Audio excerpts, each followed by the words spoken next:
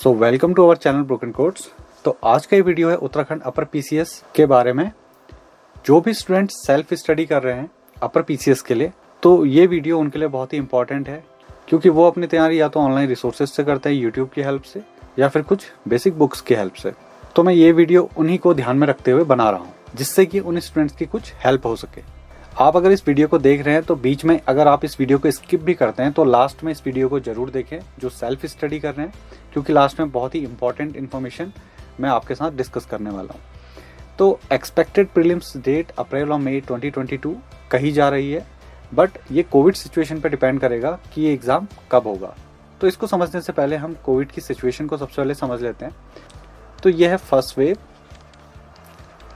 यह है second wave और ये थर्ड वेव है जो अभी स्टार्ट हुई है। तो फर्स्ट वेव में आप देख सकते हैं कि ये जुलाई के आसपास से स्टार्ट हुई थी और नवंबर के आसपास ये फिर से डिक्लाइन होना स्टार्ट हुई।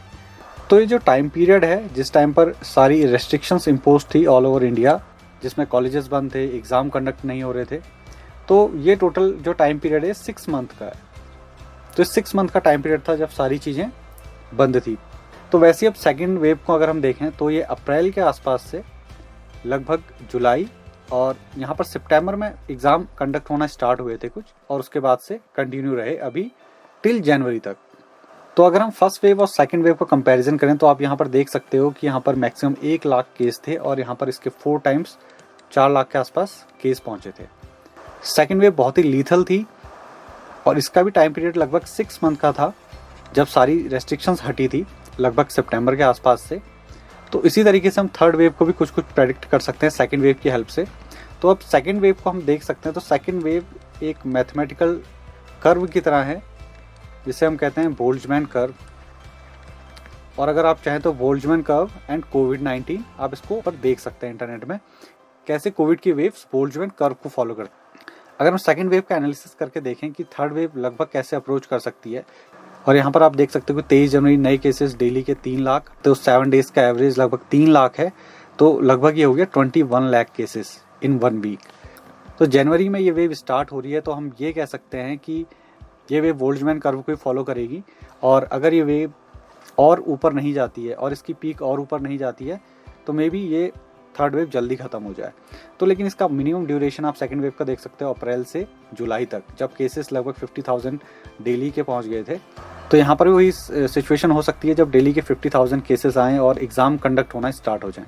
लेकिन अभी तो ऐसी कोई सिचुएशन नहीं है। जैसे कि आपने रिसेंटली भी सुना होगा कि अभी गेट का एग्ज़ाम होना था फरवरी में, लेकिन वो भी अभी पोस्टपोन हो सकता है। IIT खड़गपुर इस एग्ज़ाम को कंडक्ट करा रहा है, तो उनका अभी एक ऑफिशियल नोटिफिकेशन आया है कि वो इस एग्ज़ाम को पोस्टपोन करने के बारे में सोच रहे हैं। तो गेट स्टूडेंट्स की भी यही डिमांड है कि ये एग्ज़ाम पोस्टपोन हो जाना चाहिए। तो अब यहाँ पर देख सकते हैं कि अप्रैल से जुलाई तक का जो टाइम पीरियड है ये 4 मंथ का है। तो यहाँ पर भी अगर हम देखें तो जनवरी से लगभग 4 मंथ, फरवरी, मार्च, अप्रैल, मई। तो मई के आसपास पॉसिबिलिटी है कि एग्ज़ाम हो जाए। तो मई के आसपास इस थर्ड वेव की जो इंटेंसिटी होगी वो काफ़ी हद तक कम हो जाएगी। और प्रीवियस वेव का ट्रेंड देखते हुए जुलाई के आसपास ये काफ़ी डिक्लाइन कर जाएगी। जो मिनिमम टाइम पीरियड है प्रीलिम्स होने का वो 3 महीने है और मैक्सिमम 6 महीने। अगर यूकेपीएससी अपनी तरफ से कोई डिले नहीं करता है तो कोविड से मैक्सिमम डिले 6 मंथ का ही हो सकता है। इससे ज़्यादा डिले की यहाँ पर कोई पॉसिबिलिटी नहीं है। तो जुलाई मैक्सिमम है जहाँ पर को एग्ज़ाम कंडक्ट हो सकता है, और मई मिनिमम हो सकता है जहाँ पर एग्ज़ाम कंडक्ट हो सकता है। तो आप मई के हिसाब से यहाँ पर तैयारी करके चल सकते हैं। तो अब आते हैं मेन टॉपिक पर। सबसे पहला है पेपर 1। पेपर 1 आपको पता है कि हिंदी और ऐसे राइटिंग का पेपर होता है।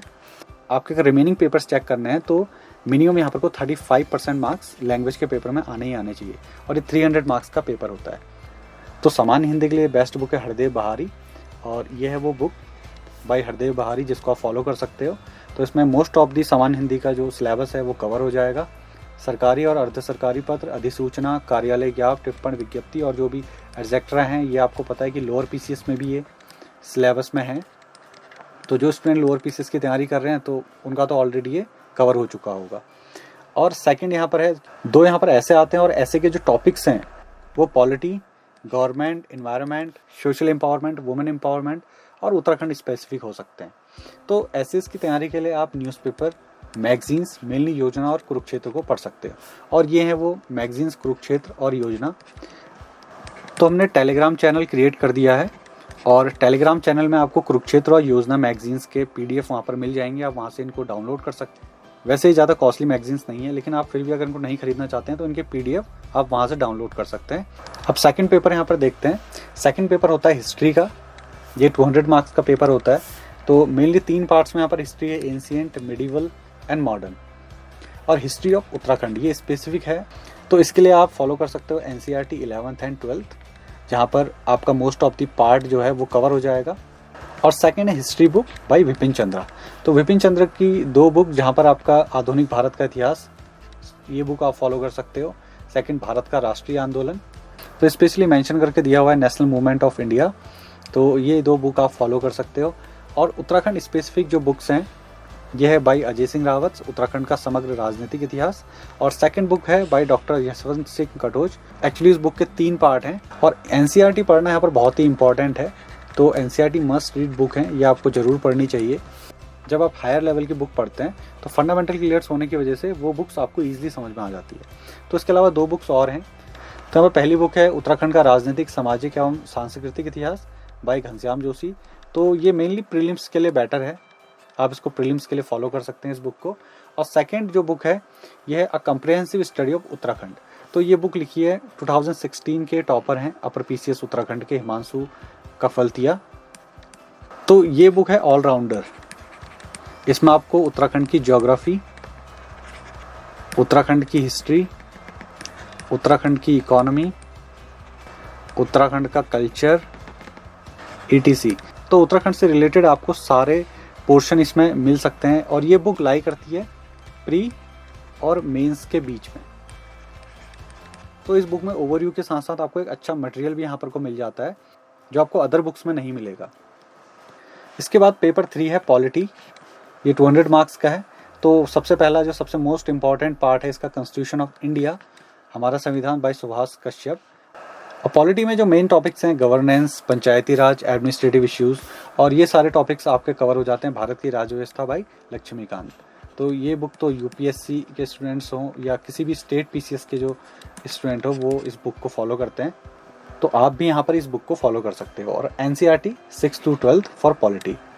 तो NCERT तो लगभग सभी सब्जेक्ट में मस्ट है, ये आपको पढ़नी ही पढ़नी चाहिए अगर आप सीरियसली इस पेपर की प्रिपरेशन कर रहे हो। अब पेपर 4 है ज्योग्राफी। और ज्योग्राफी भौतिक भूगोल के लिए बाय सविंदर सिंह, आप इसको फॉलो कर सकते हो। भारतीय भूगोल इंडियन ज्योग्राफी के लिए RC तिवारी। उत्तराखंड का भूगोल और ज्योग्राफी ऑफ उत्तराखंड के लिए आप फिर से comprehensive study of Uttarakhand by Himanshu Kafaltia, इसको फॉलो कर सकते हो। और NCERT 6 to 12 again for geography. और इसके साथ साथ Atlas for mapping, world Atlas for Oxford, और मैप ऑफ उत्तराखंड या फिर उत्तराखंड एटलस। तो मैप ऑफ उत्तराखंड या उत्तराखंड एटलस में से आप एक को फॉलो कर सकते हो। और यहाँ पर वर्ल्ड ज्योग्राफी की अगर बात करें तो वर्ल्ड ज्योग्राफी के लिए NCERT इनफ है। चाहे वर्ल्ड ज्योग्राफी हो, चाहे वर्ल्ड हिस्ट्री हो या वर्ल्ड इकोनॉमी हो, तो वहाँ से कुछ इंपॉर्टेंट पोर्शंस ही स्टेट PCS में पूछे जाते हैं। तो आपको वर्ल्ड ज्योग्राफी वाला पार्ट NCERT से कवर हो जाएगा ईजिली। अब पेपर 5 यहाँ पर इकोनॉमी, अर्थव्यवस्था। तो भारतीय अर्थव्यवस्था, इंडियन इकोनॉमी, इसकी बुक है VK Puri and SK Mishra, आप इसको फॉलो कर सकते हो।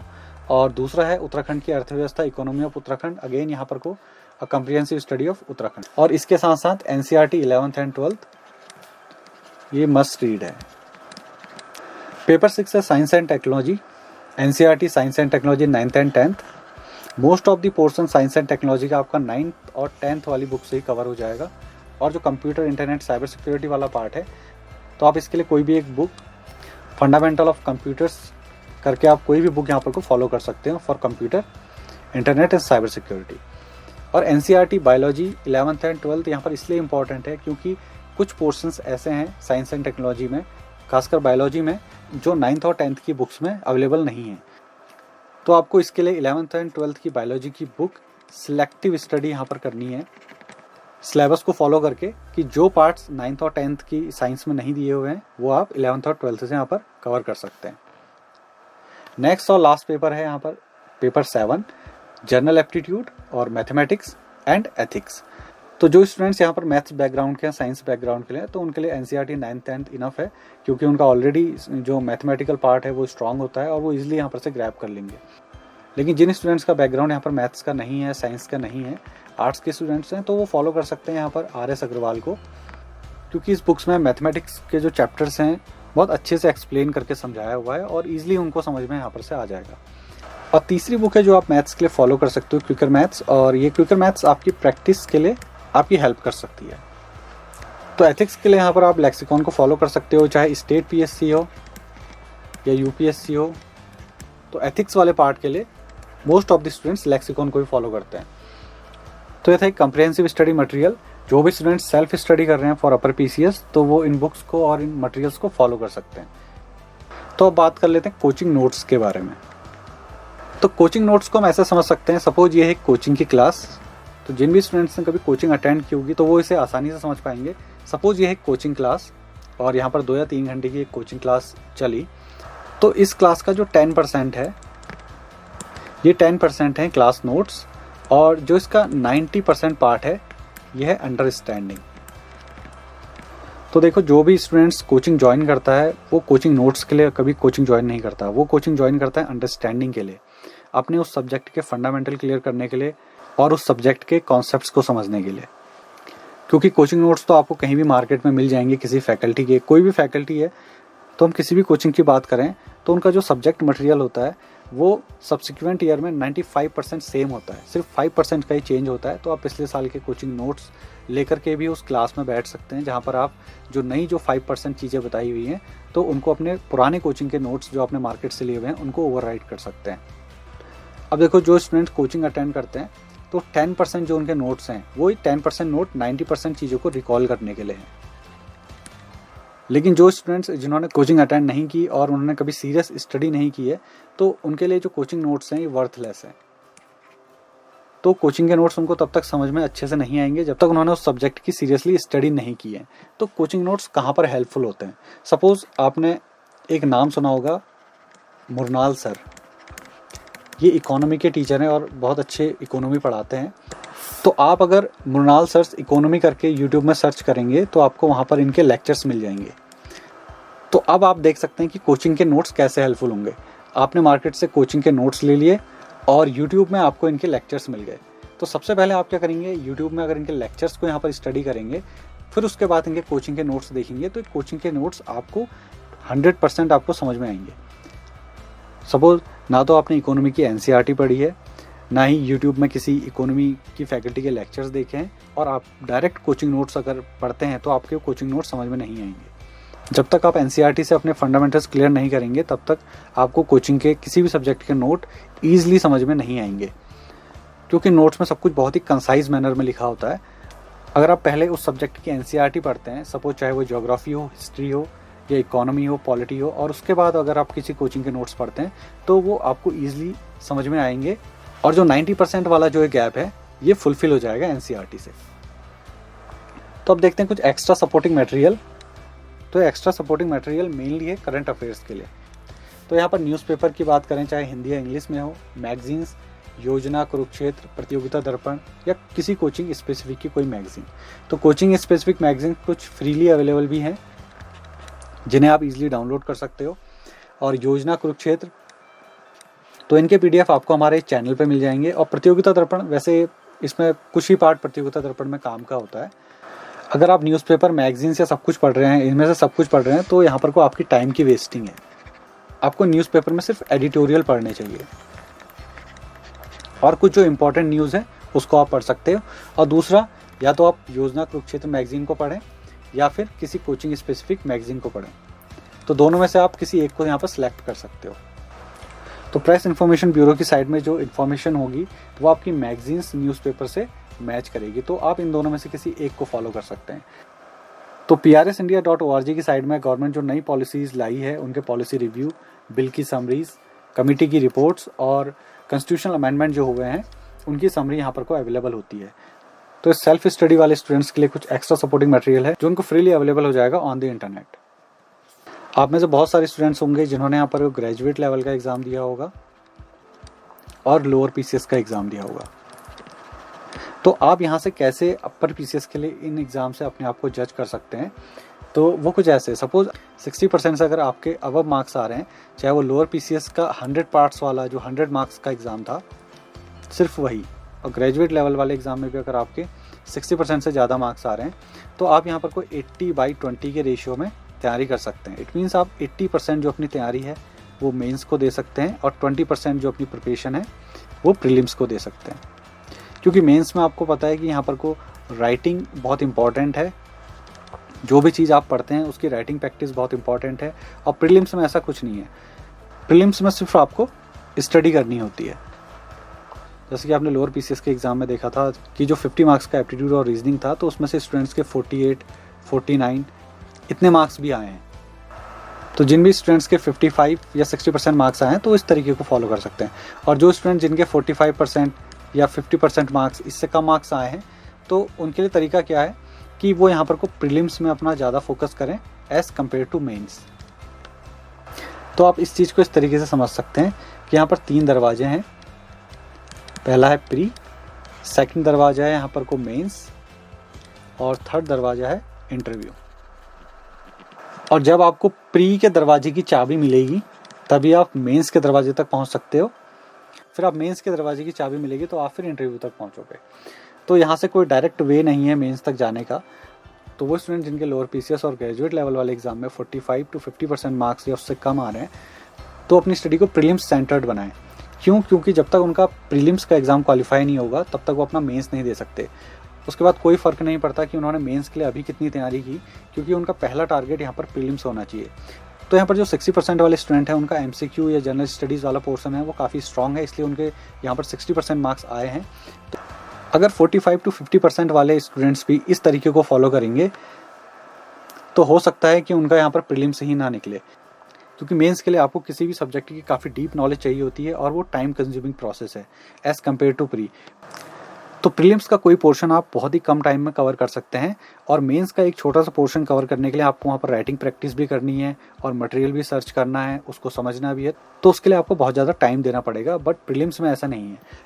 लेकिन अगर आपका यहाँ पर प्रीलिम्स क्लियर हो जाता है तो उसके बाद आपको 5 महीने से ज़्यादा का यहाँ पर टाइम मिलेगा, और भी ज़्यादा टाइम मिल सकता है। ये तो मिनिमम आपको इतना टाइम मिलेगा ही मिलेगा जब तक प्री के बाद मेंस एग्ज़ाम कंडक्ट होगा। तो आप इस ड्यूरेशन में अपने मेंस की तैयारी कर सकते हैं। लेकिन अगर आप अभी अपनी मेंस की तैयारी करते हैं और आपका प्रीलिम्स ही नहीं निकला तो कोई फ़ायदा नहीं है आपका मेंस की प्रिपरेशन करने का, क्योंकि जो अपर पीसीएस का जो टाइम ड्यूरेशन है वो लगभग 4 ईयर्स का है, कि ये एग्ज़ाम अभी आया है और इसके बाद ये 4 साल बाद ही आएगा। और इसके साथ साथ उत्तराखंड अपर पीसीएस प्रीलिम्स में एक चेंज और हुआ है। यहाँ पर 2 पेपर होते थे, फर्स्ट एंड सेकंड पेपर हमारा होता था जनरल एप्टीट्यूड और रीजनिंग का, और फर्स्ट पेपर होता था यहाँ पर जनरल स्टडीज़ का। तो जो भी स्टूडेंट यहाँ पर साइंस बैकग्राउंड के थे या इंजीनियरिंग बैकग्राउंड के थे या मैथ्स बैकग्राउंड के थे तो उनका जनरल एप्टीट्यूड और रीजनिंग वाला पोर्शन काफ़ी स्ट्रॉन्ग होता था, और क्वेश्चन जो यूकेपीएससी पूछता था यहाँ पर वो काफ़ी बेसिक और बहुत ही इजी क्वेश्चन पूछता था। तो यहाँ पर जो इंजीनियरिंग और मैथ्स बैकग्राउंड के स्टूडेंट्स थे तो वो 130+, 140+ मार्क्स ईजिली ले आते थे।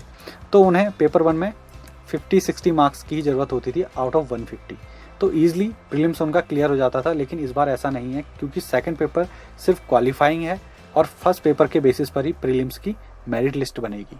तो इस बार साइंस, इंजीनियरिंग और मैथ्स बैकग्राउंड वालों को भी जनरल स्टडीज़ में काफ़ी ध्यान देना पड़ेगा और काफ़ी कम्प्रिहेंसिव इसकी स्टडी करनी पड़ेगी टू क्वालिफाई प्रीलिम्स, क्योंकि इस बार प्रीलिम्स की कट ऑफ सिर्फ जनरल स्टडीज़ का पेपर ही डिसाइड करेगा। तो इस एग्ज़ाम के लिए आपकी अप्रोच बहुत इंपॉर्टेंट है कि आपकी अप्रोच क्या होनी चाहिए, खासकर जब आप सेल्फ स्टडी कर रहे हो, आपकी कोई गाइडेंस नहीं है। तो इस एग्ज़ाम को क्वालिफाई करने के लिए आपकी अप्रोच बहुत मैटर करती है, और गाइडेंस। और आपको एक चीज़ का यहाँ पर ध्यान रखना है कि सिलेक्टिव मटेरियल ही आप यहाँ पर यूज़ करें, चाहे स्टेट पीसीएस हो या यूपीएससी हो, दोनों में ही जो मटेरियल है उसकी मटेरियल का अमाउंट बहुत ज़्यादा है। यहाँ पर मटेरियल को सिलेक्ट करना ही सबसे ज़्यादा इंपॉर्टेंट है, क्योंकि आपका जब एक बार सही स्टडी मटेरियल यहाँ पर कलेक्ट हो जाएगा तो आप सिर्फ उसी को बार बार पढ़ोगे, भटकोगे नहीं। क्योंकि इस एग्ज़ाम में टाइम बाउंडेशन है, अगर आप सब कुछ पढ़ने की कोशिश करोगे तो नहीं पढ़ पाओगे और अच्छे से एक चीज़ पे फोकस नहीं कर पाओगे। तो यहाँ पर 3 चीज़ें आपकी इंपॉर्टेंट है, अप्रोच, गाइडेंस और सबसे ज़्यादा स्टडी मटेरियल। अगर ये 3 चीज़ें आपकी क्लियर हैं तो डेफिनेटली आप इस एग्ज़ाम को क्लियर कर पाओगे। तो ये वीडियो था उन स्टूडेंट्स के लिए जो सेल्फ स्टडी कर रहे हैं। आपके फ्रेंड सर्कल में कोई और भी स्टूडेंट्स अगर अपर पीसीएस उत्तराखंड की तैयारी कर रहा है तो आप ये वीडियो उन तक शेयर कर सकते हैं। तो आई होप ये वीडियो आपको पसंद आया होगा। तो मिलते हैं नेक्स्ट वीडियो में।